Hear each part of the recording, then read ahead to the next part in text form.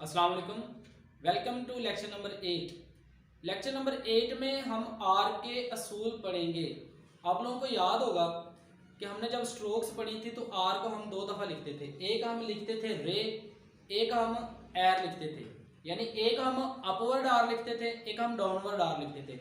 तो मैंने कहा था कि आप लोगों को मैं सिखाऊंगा, बताऊंगा कि कब हमने ये आर यूज़ करना है और कब हमने ये आर यूज़ करना है। यानी कि इसकी आवाज़ें क्या थी, इसे रे बोलते थे जिसे हम अपवर्ड लिखते थे, और इसे हम एर बोलते थे जिसे हम डाउनवर्ड कर्व की शक्ल में लिखते थे।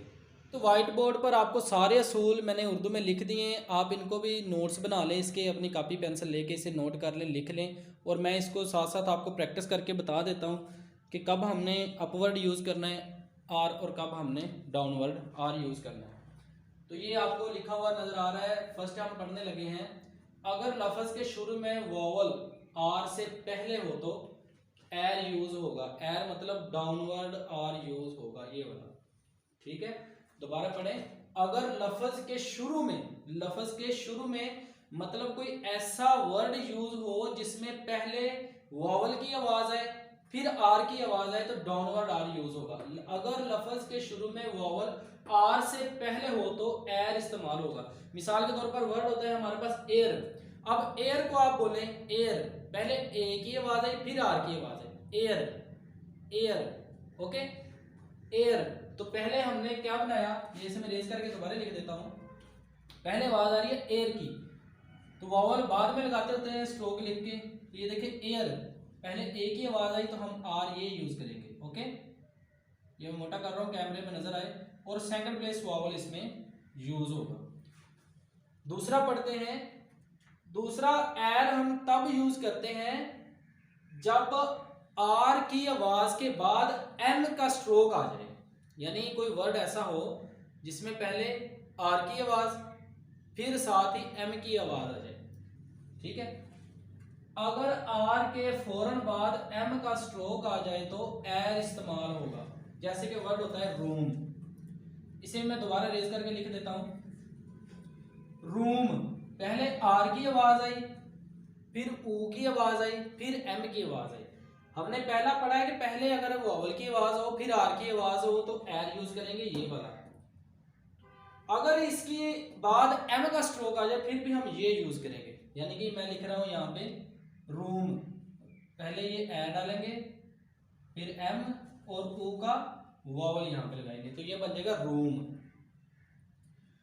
इसी तरह से अगर आर दो स्ट्रोक्स के दरमियान आ जाए तो ये रे वाला अपवर्ड आर ये यूज होगा। यानी दो स्ट्रोक्स के दरमियान आर आ जाए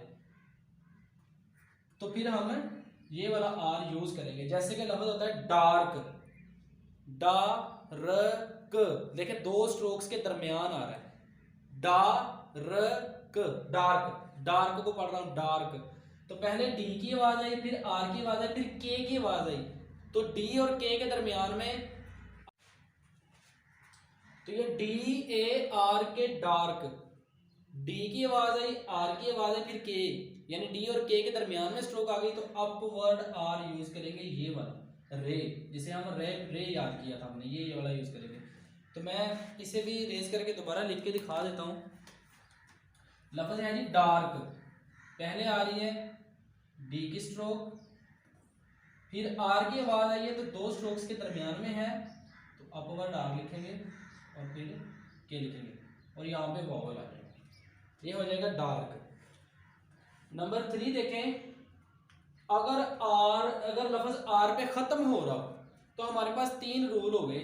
अगर स्ट्रोक से पहले आर की आवाज है उससे पहले वॉवल आ जाए तो एर लिखेंगे। अगर इसके बाद एम की आवाज आ जाए तब भी एर लिखेंगे। अगर स्ट्रोक एम पे खत्म हो रही हो तब भी एर लिखेंगे। ये 3 चीजों आप हिफ्ज कर लें।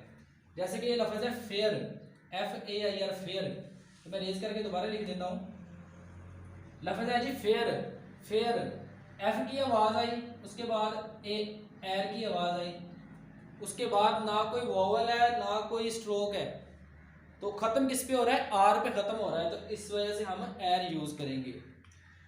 उसके बाद है जी अपवर्ड स्ट्रोक्स के बाद आर आ जाए तो एर यूज करेंगे। अपवर्ड स्ट्रोक्स, जैसे कि हमने अपवर्ड स्ट्रोक्स पढ़ी थी कौन सी थी भला, हे वे ये, ठीक है, रे, तो ये रेर है, लफ्ज है रेर, तो ये 2 दफा आर लिखा हुआ है।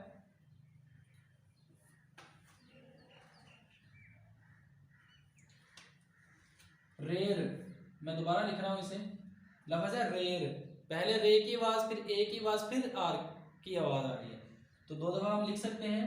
अपवर्ड आर, आर लिखेंगे, एक दफा आर मुकम्मल हो गया, दूसरी दफा फिर आर की आवाज, 2 दफा आर लिखा, और पहले आर के दरमियान में वोवल आएगा ए का। रेर के अलावा और भी वर्ड होते हैं, जैसे कि कोई लफ्ज लगा लें, वेयर लगा लें, वर लगा लें, ठीक है।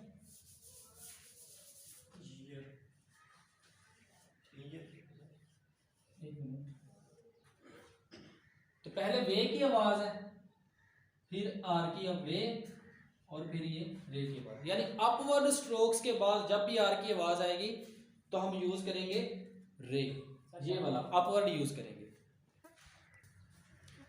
तो ये थे जी आर के असूल, कब हमने अपवर्ड यूज़ करना है आर को और कब हमने डाउनवर्ड करना है। उम्मीद है आप लोगों को अच्छे से समझ आ गई होगी। अगर किसी चीज़ की समझ नहीं आई तो अपने टीचर से व्हाट्सअप करके मज़ीद इसके बारे में पूछें और समझें और मज़ीद इसकी प्रैक्टिस करें। लेक्चर नंबर 9, आज हमने लेक्चर नंबर 9 पढ़ना है। तो जैसे हमने आर के असूल पढ़े थे, हमने, आपको याद होगा कि लेक्चर जब हमने स्टार्ट में सीखे थे, स्ट्रोक से सीखी थी, तो हमने जो एच था, जो हे, जो जिसे हम कहते हैं, 2 तरह से सीखा था, एक डाउनवर्ड और एक अपवर्ड। तो मैंने कहा था कि आप लोगों को मैं असूल बताऊंगा कब हमने डाउनवर्ड हे यूज़ करना है और कब हमने अपवर्ड हे यूज़ करना है। तो आज ये उसी के सारे असूल हैं। तो इसको सबसे पहले आप अपनी कॉपी पे, रजिस्टर पे इसे नोट कर लीजिए, फिर इसके बाद इसे समझिए। तो हे के असूल, आमतौर पर हे जो होता है ना वो अपवर्ड ही लिखा जाता है, यानी ज्यादातर जो हे होता है ना वो अपवर्ड ही लिखा जाता है। कोई भी स्ट्रोक बनानी हो, जैसी भी हो, अपवर्ड ही लिखा जाएगा। जैसे कि रे के हमने असूल पढ़े, उसमें मुख्तलिफ की कैटेगरीज थी, इसमें नहीं चक्कर होता ज्यादातर, लेकिन कुछ ऐसी सिचुएशन है जिसमें ये डाउनवर्ड यूज होता है, वो हम पढ़ते हैं। तो जैसे कि लफ्ज होता है होप, ठीक है, लफ्ज होता है हैप्पी। तो ये स्ट्रोक मैंने इसकी बना दी है यहाँ पे। आप भी, आपको स्ट्रोक तो बनानी आ ही गई होंगी ना, तो इंशाल्लाह अगर नहीं बनानी आई तो फिर पीछे से अच्छे से लेक्चर देख के उनकी प्रैक्टिस करके फिर आगे आया करें। तो लफ्ज होता है हैप्पी, अब हे से स्टार्ट हो रहा है तो उसके बाद पी की स्ट्रोक है, नो चक्कर, इसमें जो है अपवर्ड यूज हुआ है। इसी तरह से हैप्पी है, हे से स्टार्ट हुआ है, पी पे खत्म हुआ है, कोई चक्कर नहीं है, अपवर्ड यूज हुआ है। लेकिन वो कहता है, लेकिन अगर किसी वर्ड में हे अकेला आ जाए, हे अकेला आ जाए, बिल्कुल ही अकेला आ जाए, जैसे कि ही होता है, ठीक है, हे होता है, तो इसको हम लिखेंगे जैसे कि ये मैंने नीचे लिखा हुआ है। जैसे वर्ड होता है ही, तो ही अकेला वर्ड है एक, ठीक है, तो इसमें डाउनवर्ड लिखेंगे, मतलब हम ही को, ये मैं गलत लिखने लगा हूं, ही को हम ऐसे नहीं लिखेंगे, ये गलत हो गया क्योंकि ये अकेली स्ट्रोक है।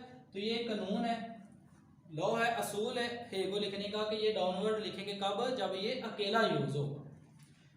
इसी तरह से अगर हे के बाद के या गे की स्ट्रोक आ जाए, बस ये 2 कंडीशन ही है, अगर हे अकेला आ जाए तब हम डाउनवर्ड लिखेंगे, अगर के या गे की स्ट्रोक्स इसके बाद आ रहे हो, जैसे वर्ड होता है हुक, अब हे से स्टार्ट हुआ और खत्म किस पे हो रहा है, के पे खत्म हो रहा है, तो हम कौन सा स्ट्रोक यूज करेंगे, हे का डाउनवर्ड यूज करेंगे। आप ये मत सोचिए कि ये भी तो हे से स्टार्ट हो रहा है लेकिन खत्म पी पे हो रहा था, हे से स्टार्ट हुआ, पी पे खत्म हुआ, बी पे खत्म हुआ, डी पे खत्म हुआ, टी पे, जिस स्ट्रोक पे, लेकिन 2 स्ट्रोकें ऐसी हैं के और गे, ये जेन में बिठा ले कि जब के और गे पे स्ट्रोक खत्म हो रही हो लेकिन शुरू कहां से हो, हे से स्टार्ट हो, तो हुक जो है, जैसे हमने ये हुक लिखा हुआ है, हे से स्टार्ट हो रही है और के पे खत्म हो रही है। तो देखें, ये मैं इधर दोबारा लिख देता हूँ समझाने के लिए, मैं इसे रेज करके लिख रहा हूँ हुक, ये है ऊ का हुक लगाया, आधा ऊपर आधा नीचे, और ये के बना रहा हूँ, थर्ड प्लेस पे वॉवल आ गया ऊ का, तो किस पे खत्म हो रही है, के पे।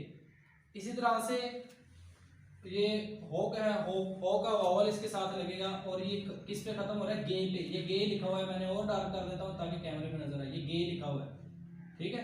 तो इसी तरह से जो के और गे पे खत्म होंगी उनके साथ जो स्ट्रोक्स हमने लिखनी है के की, वो डाउनवर्ड लिखेंगे। एक वर्ड होता है होम, HOME, होम, और बाद सिचुएशंस में अब आ जाता है एम की बारी भी, तो एम को भी हम हे जब एम आ रहा होता है तो तब भी हम हे को डाउनवर्ड लिखते हैं। जैसे कि ये होम है तो हो ओ, ये ऑन द वर्ड हे बनाएंगे और साथ एम बना देंगे, ठीक है, ये होम बन जाएगा। तो बहुत ज़्यादा ये तो चंद एक असूल है, लेकिन जैसे जैसे हम स्ट्रोक्स की एक्सरसाइज करेंगे उसमें बहुत सारे वर्डिंग आ रही होगी, तो फिर हमारी और ज़्यादा इंशाल्लाह साथ साथ प्रैक्टिस होती रहेगी और ज़्यादा हमें जो है इनकी समझ भी आएगी और इनके असूल को हमें याद नहीं करना पड़ेगा, खुद ही हमारे जहन में सेव होते जाएंगे। तो इनमें आप ये सारी को लिख लीजिए और इनकी प्रैक्टिस कीजिए, इनकी आवाज़ों को बोल के जो लॉन्ग वावल शॉर्ट वावल्स हमने पढ़े हैं वो सीखिए अच्छे से। अगर ये स्ट्रोकें वगैरह आपको नहीं बनानी आती, लेकिन अगर इनकी प्रैक्टिस आपने अच्छे से की हुई है फिर कोई टेंशन नहीं है, तो इंशाल्लाह साथ साथ पढ़ते जाएं और अपने टीचर को व्हाट्सअप करके वर्क लाजमी सेंड किया कीजिए। तो मुझे इजाज़त दीजिए नेक्स्ट लेक्चर के लिए। अल्लाह हाफ़िज़।